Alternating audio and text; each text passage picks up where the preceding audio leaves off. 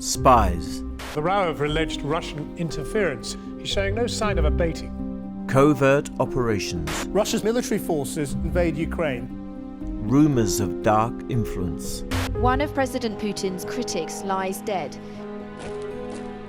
As the world wonders how far Russia will go, there's a clue in a shocking case from a decade ago. Its full story still untold. The murder of a British citizen on British soil, using the deadliest poison known to man. A state-sponsored killing in London by means of radioactivity is quite extraordinary. 10 years on, Alexander Litvinenko's killers are still at large. And for his family, no justice. Did the Russian state do it? I'll just let the evidence speak for itself. The detectives who investigated the murder have never before spoken, but now they, Litvinenko's widow, and the son he left behind, tell the inside story for the first time. It's not only about investigation of crime. It's a right story how to be human. It's a story that reads like a Cold War crime thriller, but is darker than any fiction. This order can be given by only one person, President of the Russian Federation, Vladimir Putin.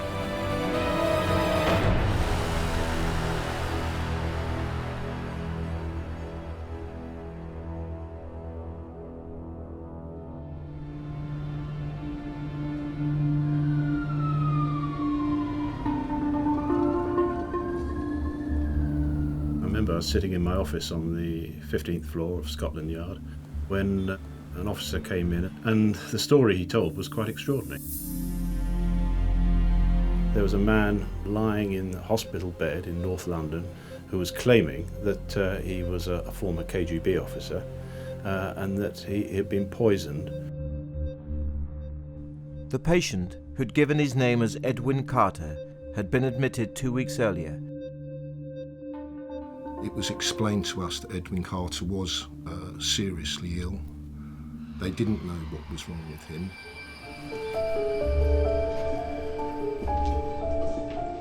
The patient had ulcers in his throat, and he could not eat or drink. He believed he'd been poisoned with the heavy metal thallium. It was consistent with some of his signs and symptoms. So, for example, he'd lost his hair. His blood count had dropped. He was very anxious and seemed very preoccupied in trying to make the point that something illegal had been done.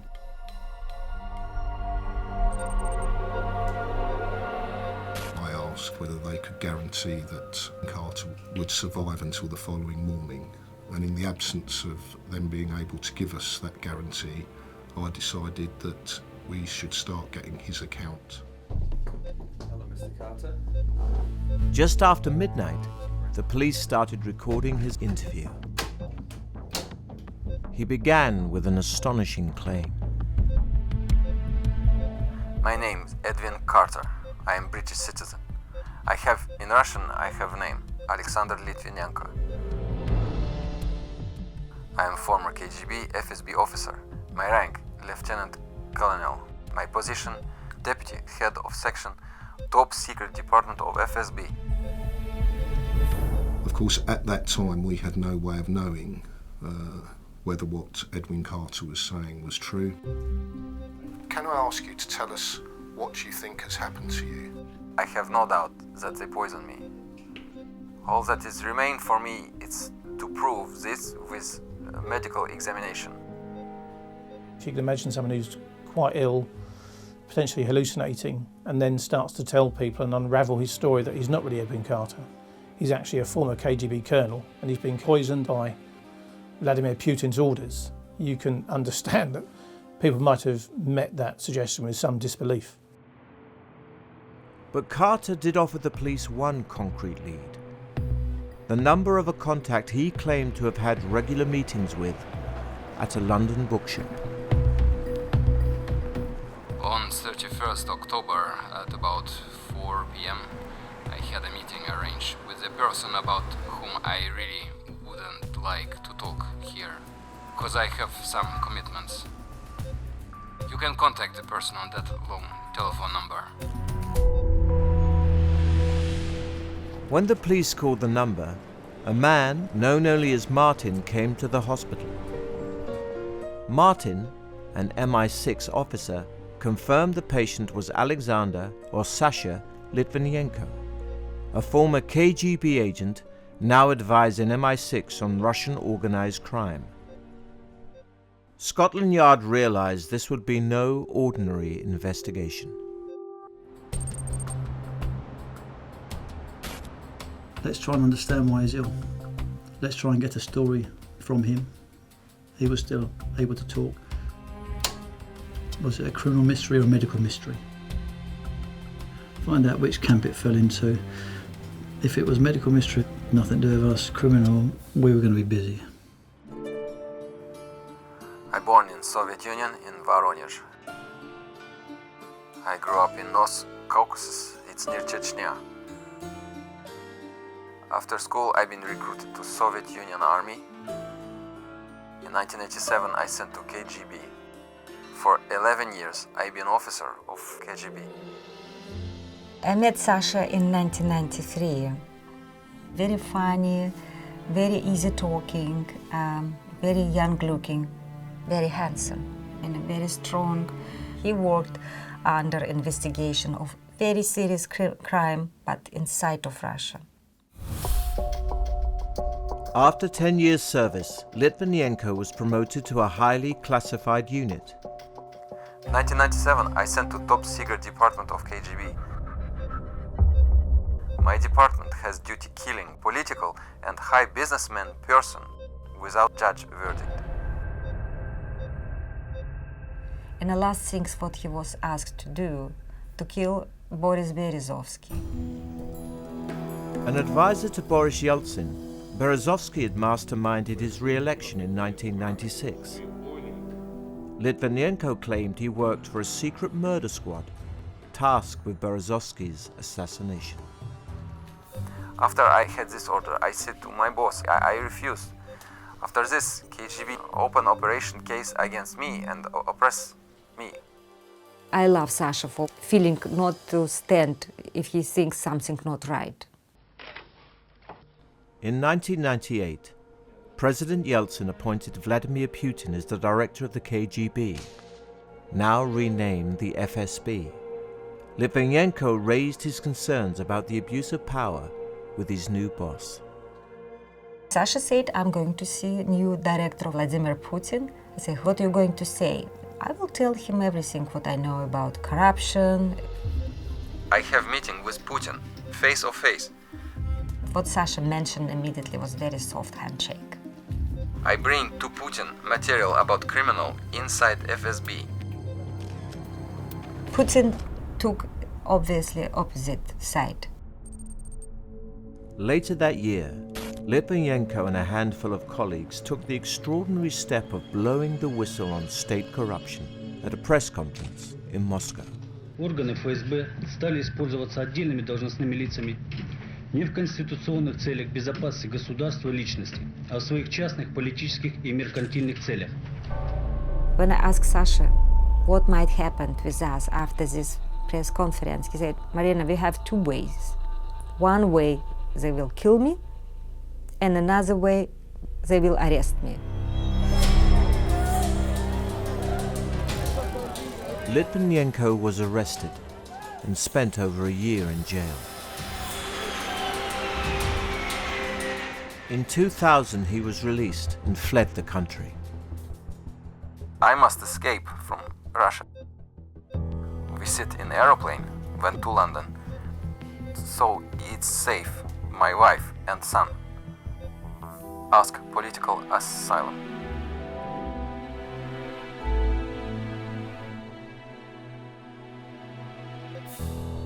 Despite being in great pain, he continued to answer police questions for more than 9 hours, over 3 days and nights. He never ever asked for rest. He just said, just please, we need to work. There was a clock ticking on poor old Alexander Litvinenko's life. The idea was for investigators to talk to him in as much detail in the short time he had left to elicit everything he knew, because you weren't going to get a second chance to take a witness statement from him. Up to now, only a handful of people had seen Alexander Litvinenko in hospital. His wife, Marina, released a photo to show the world the impact of the poisoning. I remember Sasha didn't like to look like that, but in this moment Sasha said, take this photo, and I want people will see what they might do against people. Photographs showing his dramatic decline in health were released this evening, as Scotland Yard said its counter-terrorism unit was now leading an intensive investigation. There's an iconic picture of Sasha, as I call him. It carries quite a lot of emotion for me, and it did for the team at the time. What it doesn't capture is it doesn't capture the incredible suffering that he was in. It doesn't capture the fact his throat was all blistered and he couldn't swallow, he could hardly talk. He was in diabolical pain. Litvinenko knew that the heavy metal thallium was the poison of choice for the KGB. When he was diagnosed with poison, now it was like a knowledge. We know what happened to him. Before that, he became worse, but nobody can explain why. The problem was that though it appeared Litvinenko had been poisoned, no one could say exactly what with. We were pretty confident that it was not going to be thallium. That left us with nothing, because all of the other heavy metals that we'd looked for, which are commonly used as poisons, the screen for those was also negative.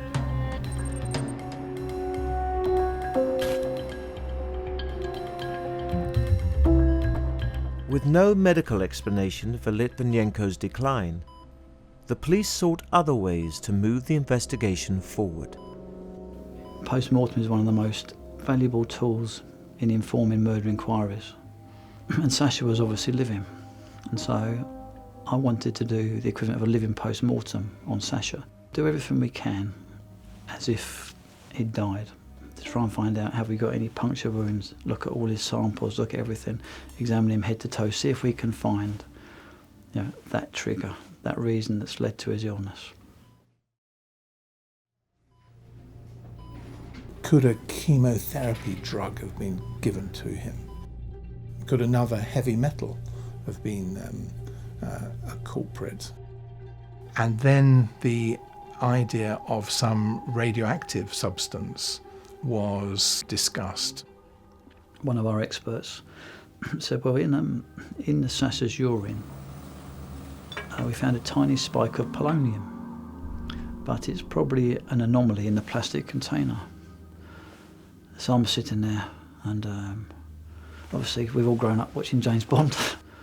We all know plutonium, we all know uranium. So I say, polonium? Don't you mean plutonium? And so this fella very, very tolerantly says, no, Clive, I mean polonium-210. What's polonium-210? Oh, it's the most toxic substance known to man. Okay. How do we find out? A litre of Litvinenko's urine was sent to the high-security atomic weapons establishment at Aldermaston. But the tests would take almost 24 hours to complete. Meanwhile, Litvinenko's life was slipping away. For me, it was not end yet. It's still enough power to fight for his life. He smiled to me and said, Marina, I love you very much. But this time when he said it was just so painful, because it looks like he said goodbye.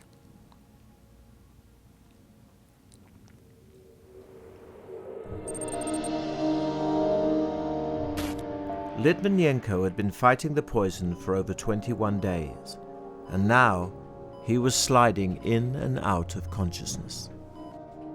The pumping function of his heart deteriorated until on the night of the 22nd, he suddenly collapsed and went into cardiac arrest. The crash bell went. When I first arrived, somebody had already started resuscitation. So there's about probably 6 of us in the room. Time goes very slowly during a cardiac arrest. He had about 30 minutes of resuscitation.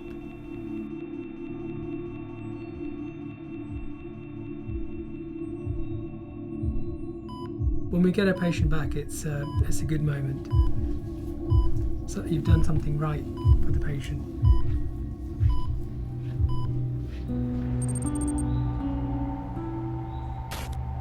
At 3 p.m, experts from the atomic weapons establishment called Scotland Yard with the results of Litvinenko's urine tests.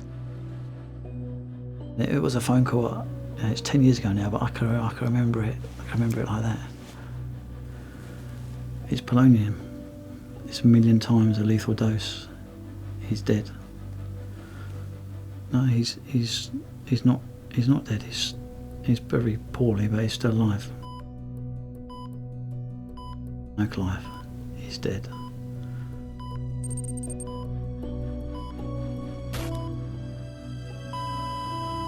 Nine o'clock on the evening of the 23rd, he suffered a further cardiac arrest.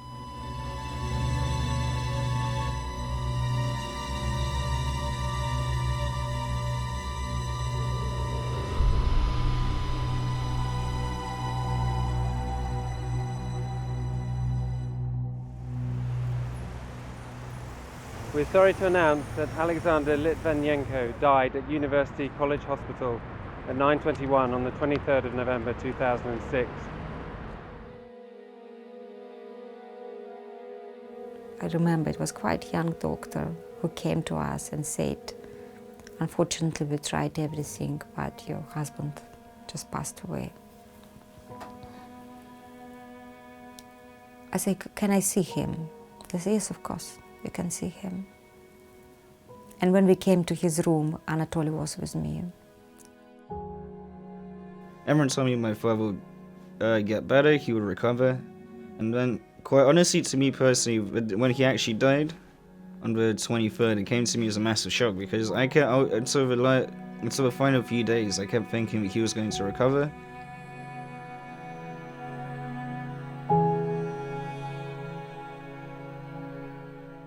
I still remember him in a different way.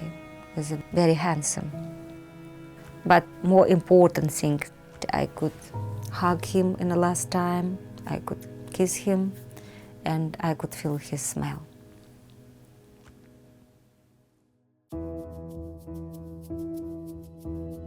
We now know the former Russian spy was poisoned by radioactive polonium, and that is a first in the United Kingdom. I'd never heard of polonium-210. I know nothing about radioactivity or about radioactive isotopes, but it was absolutely clear that this was something completely out of the ordinary, and it just changed the whole nature of what we were dealing with. Polonium is extremely rare, 5,000 times more radioactive than radium, and when swallowed, just 1/1,000,000th of a gram is enough to kill. For Scotland Yard, the intensive care unit was now a crime scene. It was sealed off with Litvinenko's body to protect both evidence and staff. Where the murder victim and the body is always a crime scene. However, it was contaminated polonium. Oh, no one knew what to do. We didn't know how safe it was. What we have now is a murder inquiry, plain and simple. You've got to stick to the facts. Now, in this case, what that transpired as being was following the polonium trail around London. The places he visited are now being searched, and radioactivity 3 people have now been referred to a specialist Traces clinic. of the substance that's believed to have risk killed. to the public is very low.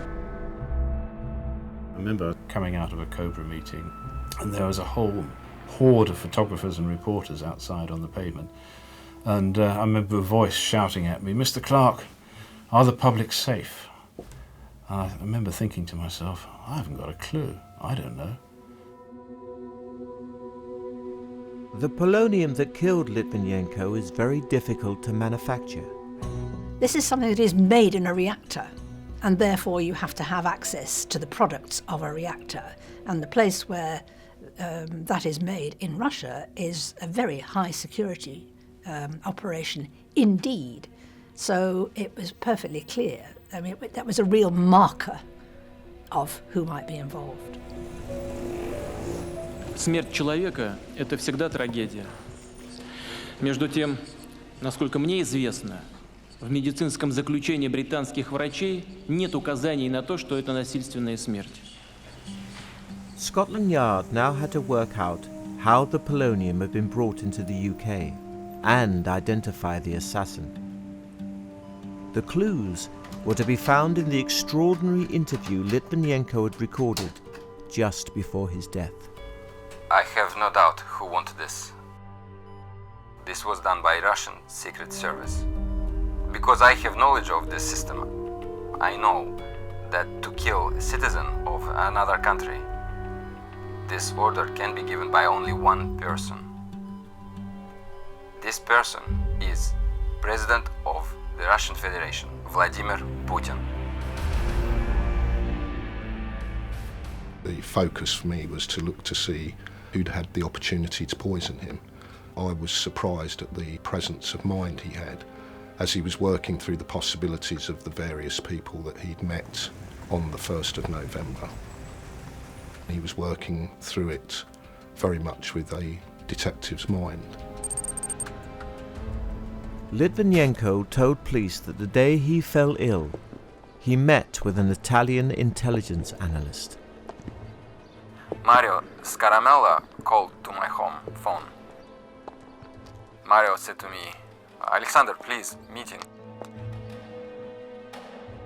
Scaramella had sought Litvinenko's advice for an Italian parliamentary inquiry into allegations that the KGB had tried to influence the Italian government. I say, Sasha, please don't eat, because we're going to have this special dinner. It's the 1st of November. It's already 6 years since we came to UK, and it's the first time when we're British citizen. I arrived to Piccadilly Circus. I find Mario in the square. Mario asked me go eating first. A restaurant, Itsu, opposite Bond Street. He suggests that we should sit somewhere quiet, have something to eat and talk. He is very, very nervous. He started talking very fast. Sasha couldn't really understand why the meeting was really important, why he'd been called there, and it flicked his suspicion radar. Scotland Yard sent an investigation team to Itsu restaurant.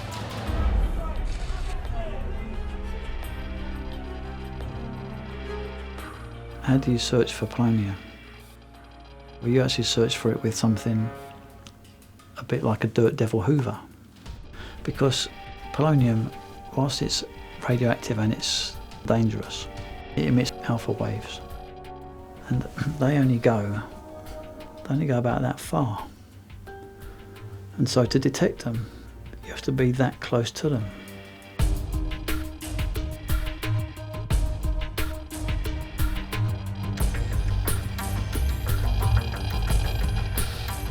Soon after they got in there, I remember getting a phone call. We got a positive indication of alpha radiation. Itsu restaurant could be a murder venue. You could treat it as a game of Cluedo. Now, it's not belittling the approach to it, but Cluedo, you have a room, you have a killer, you have a weapon. And when you get those things in your envelope, you generally solved it. Mario Scaramella became a person of interest. If you're exposed to it, what happens is that you secrete it, and you secrete it through sweat. And you can't control that secretion, so when you secrete it through sweat, in fact, when you touch something, you pick something up, you touch something, we can actually map where you've been. Scaramella had stayed at the Thistle Hotel in Victoria.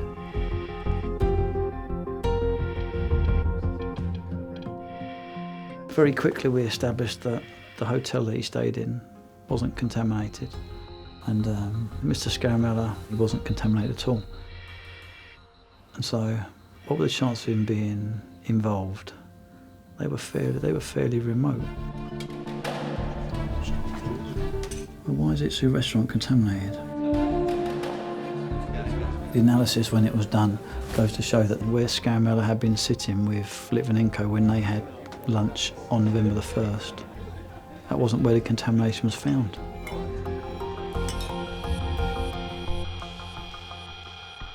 Turned out that actually it was at a different table to the one which Scaramella and Litvinenko had sat at on the 1st of November. You could have taken a view that in the clued envelope, Itsu restaurant was the venue, polonium was the murder weapon, thank you very much, have a lovely day. And then suddenly the envelope is ripped up and thrown away. Police needed to explain the traces of polonium on the second table at Itsu. The clues again lay in Litvinenko's police interview. He had another meeting the day he fell ill. After the restaurant, where did you go? I go to Millennium Hotel. On this day, I have a meeting planned with two Russian people. First person, Andrei Lugavoy. He is former KGB officer.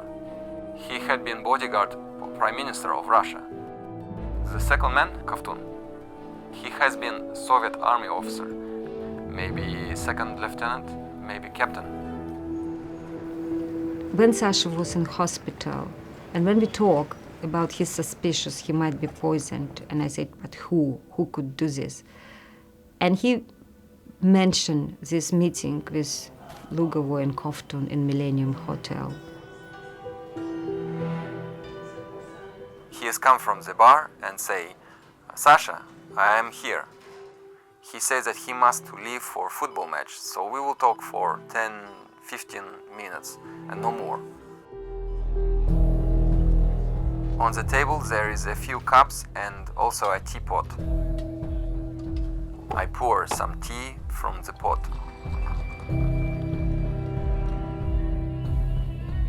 For some reason I didn't like it. It's almost cold tea. I drink maybe 3 or 4 times. And after you drank from the pot, did Andrei or Kovtun drink anything from that pot? No, for sure.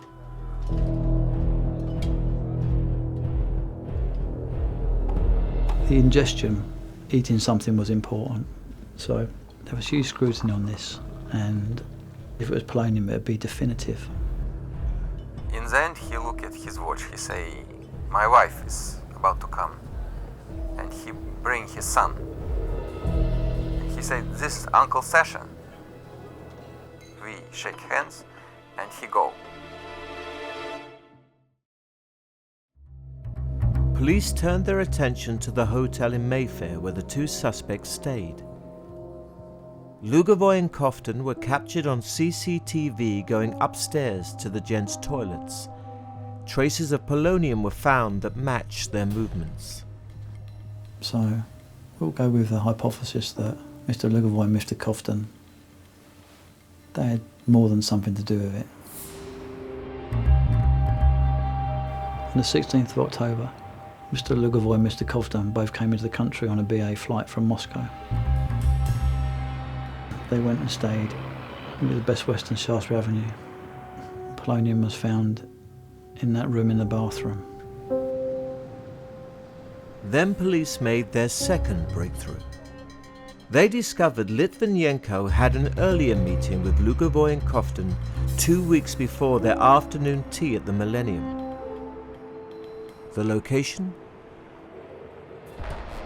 Itsu Sushi Bar. The table where they'd sat was the one on which police had already detected traces of polonium. Got contamination, because it's not secondary contamination, it was primary contamination, as in something bad had happened there. You tried to whack him in Itsu restaurant. You tried. So he had been attacked on the 16th. In fact, he'd have died as a result of the attack on the 16th. It was that significant, but he was that robust that it didn't work as quickly as it should have done. After the Itsu attack, Lugovoy and Kofton travelled back to Moscow on a Trans-Zero aircraft. We managed to stop that at Heathrow Airport. That was emotional because they didn't react all that well to that plane being stopped.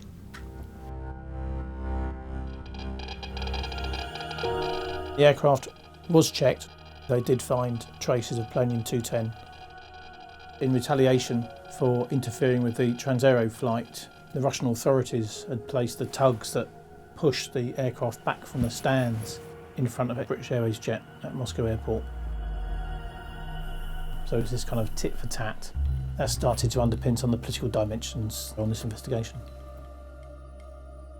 I think it turned out that 36,000 people had been on planes that could have been contaminated.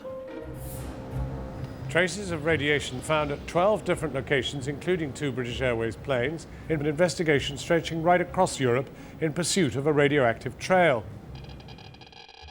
The number of scenes that were unravelling on a day-by-day basis went to about 40-odd scenes. And this had been everything from the hotels that the 2 key suspects had stayed in, to places where they'd had meetings together. Litvinenko appeared to have survived the Itsu attack on the 16th of October. Lugovoy returned to London alone 9 days later. Detectives believe he flew in armed to kill. They found evidence in the Sheraton Park Lane Hotel. We came up with this random way of describing how safe or not something could be, and we called it the runaway factor. Their detection devices, quote, were minging, unquote. I think that meant there was a huge amount of radiation in that room. They'd had to withdraw from the room fairly quickly. Extremely high levels of radiation in the bathroom sink and pipes led police to believe Lugovoy had poured the polonium down the drain. It was the most nuclear scene that has, I think, has ever been found in civilian circumstances. And the runaway factor there was Usain Bolt-esque.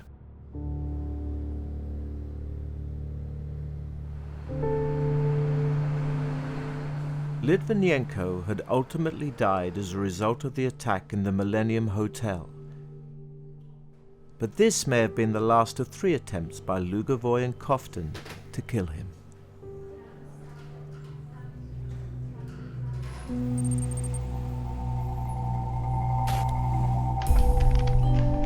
Police were desperate to prove conclusively that Litvinenko had died from polonium poisoning. 8 days after his death, Britain's top pathologist finally examined the body. The autopsy was a difficult, dangerous procedure. Levels of polonium that were eventually found from the tissues were 100-fold higher than would be compatible with life. When he opened up, all he could see is atrophy of tissue. It's essentially sort of just dissolved in a slurry, as it were, and so it was clear what had been going on. The autopsy confirmed Litvinenko's death was a direct result of his ingesting deadly polonium.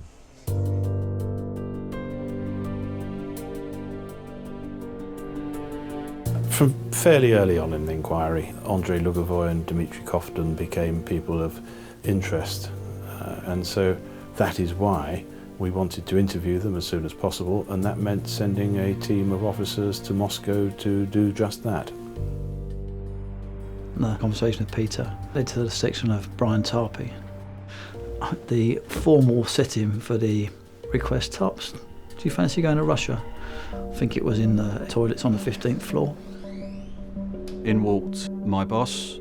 I said, "Hello, Clive," as you would. And his immediate response was, "Ah, Tarps, my best man. What are you doing for the next couple of weeks?" So obviously the natural environment for a challenge to be set like that. DI Brian Tarpey's team had been briefed by MI6 about what to expect in Moscow. The thought of having to lead a team in Moscow was at first quite daunting. There was the obvious warnings about potential honey traps. Our rooms might be bugged or searched. I had left, shall we say, certain traps which would indicate to me that my drawers had been moved or searched. The team's first meeting was with the Russian General Prosecutor. We were welcomed by the Deputy Ambassador and the General Prosecutor. I think there were 8 objectives, 8 things that we wished to achieve while we were there. The top 2 of those would be to interview Lugovoy and Kofton. It's then that the conversation became a little more difficult. We believed them to be in a place called Nuclear Hospital Number 6. He was asking, "What is this Nuclear Hospital Number 6? I've never heard of it. This means nothing to me. You know, we don't know where they are. We have got no idea where they are. How do you know?" Nuclear Hospital Number 6 was a clinic built to treat the victims of the Chernobyl disaster. About 5 o'clock, we received a phone call stating, surprisingly, he was in Hospital Number 6, and this place did exist. In less than 10 minutes, we were in the van. The journey there was quite interesting. They drove very quickly to start with. They didn't seem to know where they were going themselves, and we had to, on at least 2 occasions, do U-turns to get back out of the area where we were. Whether this was to delay us getting to the hospital or not, I don't know. After 2 hours driving, they arrived at the hospital just before 9 p.m. The next point of contention, we were told under no circumstances would we be allowed to bring any recording devices with us into the hospital. And the interview will conclude by 10 o'clock. Kofton was said to be receiving treatment for exposure to polonium. Only one Scotland Yard officer was permitted to enter the room. It turned out to be a very strange series of events. There was a man in a bed who he was told was Dmitry Kofton. The only thing that he could see was the eyes. It could have been anyone sat in the bed. We'll never know who it was. After just 13 minutes, the doctor stopped the interview. Of the questions that we had wanted to be asked, only about half were asked before the time ran out. So it really wasn't satisfactory from my perspective.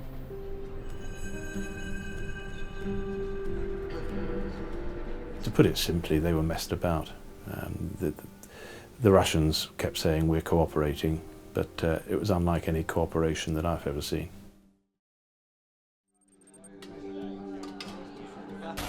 The Scotland Yard team had been in Moscow for 2 days. Developments in London were about to have an impact on their investigation. Now, it was being treated as a suspicious death, but in the last half hour, Scotland Yard have confirmed that they are now treating the poisoning of Alexander Litvinenko as murder. The intelligence and the political and the diplomatic dimensions were all firmly intertwined, and so from a very early stage there was going to be a certain amount of finger pointing towards Russia. Right. I was concerned about the impact of that change of status to the team in Russia. Did it pose a challenge? Most definitely. You're interviewing their nationals and you're seeing them as a witness, and then suddenly you've announced it's a murder.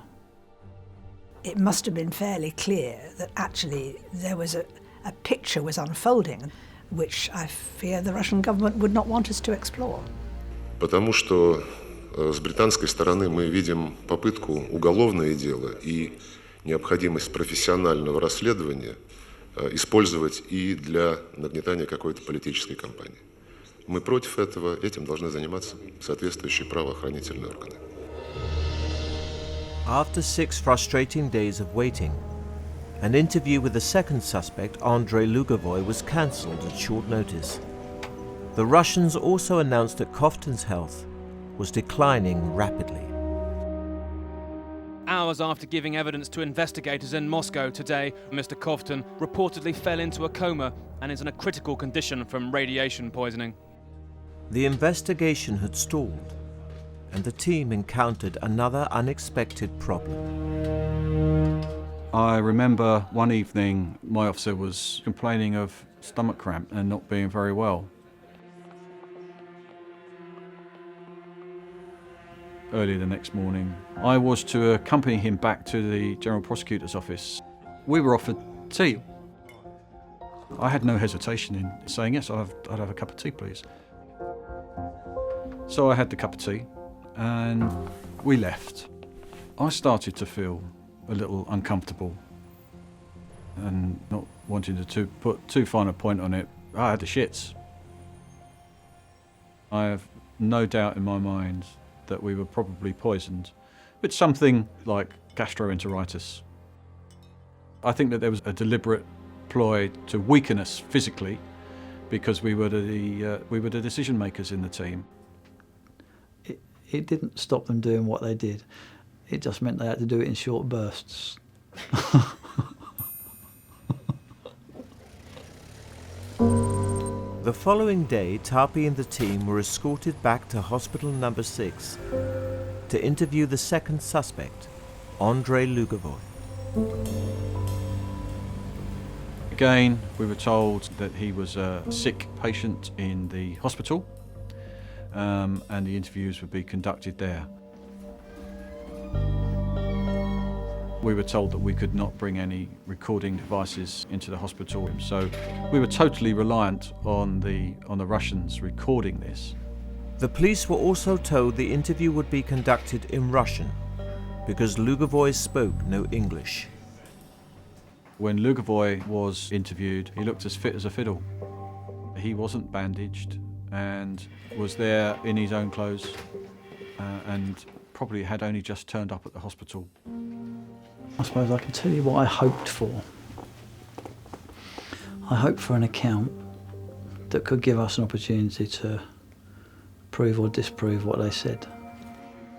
I thought that, well, this has been recorded, so we'll get what it is that's been said and we can compare that to the notes that have been taken. At the end of the interview, Lugovoy kind of smirked and said, "Good luck with your investigation," in English.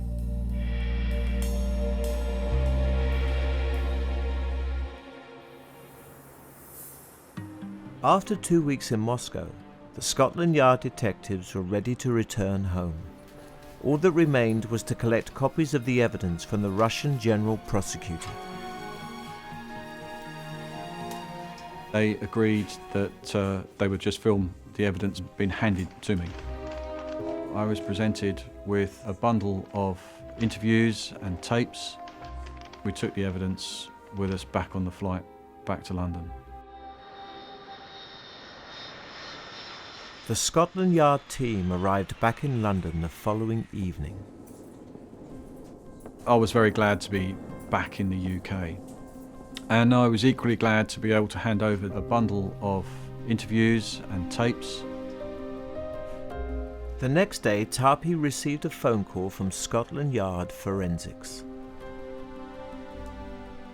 It was one of the forensic management team. He was asking, was there another Lugovoy tape? And at first I couldn't understand what he meant by that. And I said, no, I've given you the tapes.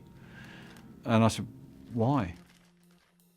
I can't remember exactly where I was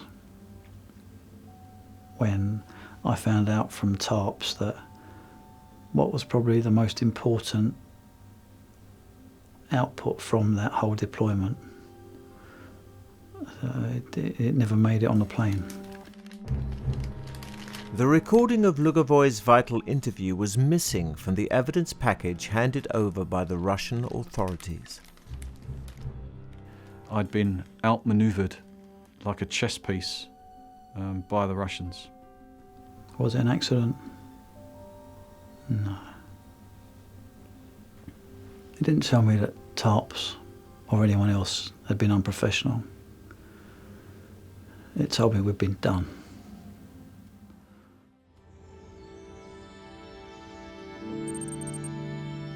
One month after his death, Alexander Litvinenko's body was still so radioactive it had to be placed in a lead-lined coffin for burial. It was not ordinary coffin, it was some from metal. And they said if we decide one day to take this coffin from grave, it would be allowed only after 30 years. Alexander Litvinenko was buried in Highgate Cemetery. He was 44 years old. Police believe that Lugovoy and Kofton had poisoned Litvinenko in the Millennium Hotel, Mayfair.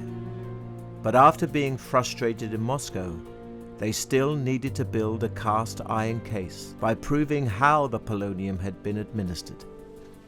This expert advice said that there'll be no trace of polonium left on anything that has been washed 42 times with a dishwasher.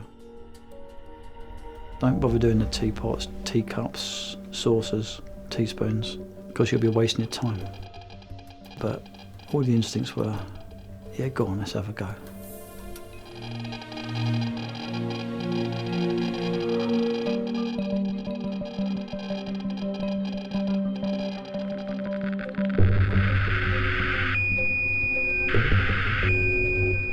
It came back as a full-scale deflection on this teapot. Full-scale deflection. So what did that mean? It meant that there was a smoking teapot. It's not the same as a smoking gun, but it was significant. The contamination in the teapot leads, of course, inescapably to Kofton and Lugovoy. The police had the last piece of the puzzle and handed the evidence over to the Crown Prosecution Service. 5 months later, the CPS formally sought the extradition of Lugovoy on a charge of murder. Our position was that if Lugovoy or Kofton left the country and went to a jurisdiction where they were extraditable, we would seek to extradite them. Lugovoy and Kofton denied the allegations in the Russian media. Поэтому, послушайте, обратитесь к голливудским фильмам и к вашим фильмам про Джеймса Бонда. Вы же сами там такого порой напридумываете. Ну вот и покопайтесь внутри себя, уважаемые британцы. In December 2007, Lugovoy became a member of Russia's parliament, giving him immunity from prosecution.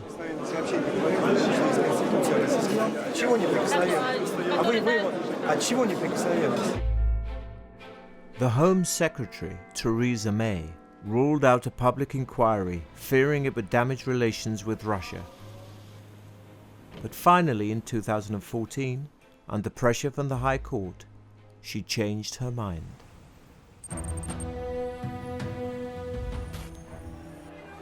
More than 8 years after Litvinenko's death, the public inquiry opened at the High Court in London.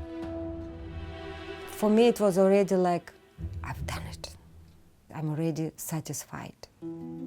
because it was very important to bring information to public. Lugovoy and Kovtun poisoned him, and you will decide on all of the evidence whether or not they were sponsored by the Russian state. Some people started to say, we're not sure they're going to do anything against Russia. And they said they probably will just close this case, I'm not going to do anything.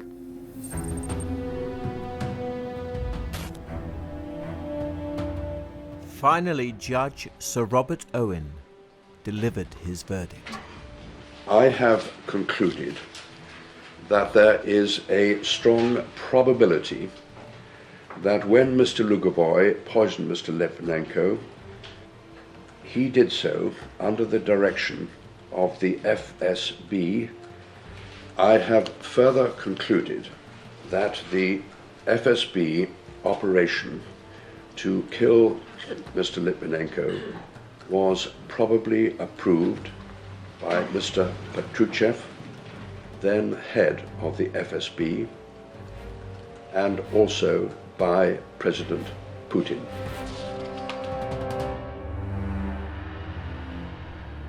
It was a very powerful verdict. It was named Putin, and we've been just like overwhelmed. It's a huge victory, and it's a pretty remarkable victory considering the forces that were behind my father's murder. It doesn't mean Lugovoy and Kovtun, who certain committed this crime, going to be sent to the prison. But even you're not in prison, but you're already punished. To wake up and go to sleep, to know people knew you are criminal, you are murderer. The investigation had been the most complex, dangerous and technically demanding ever undertaken by British law enforcement. This was the Metropolitan Police and police in the UK at its best. They gave an incredible amount, which means a huge amount to me. It meant a huge amount for Marina, and I couldn't be more proud of them. He was a real man. He was not a double agent. He was just a human. And a real man as a father, as a husband. Good luck. Take care. Of course, justice hasn't been done to the fullest extent, but when you consider the situation under the circumstances under which my father was murdered, it's pretty amazing that we got any semblance of justice at all. Have this person in your heart. You can leave, but anyway, your heart has a big hole. I believe he's able to see everything what happened. And I hope he's proud of this.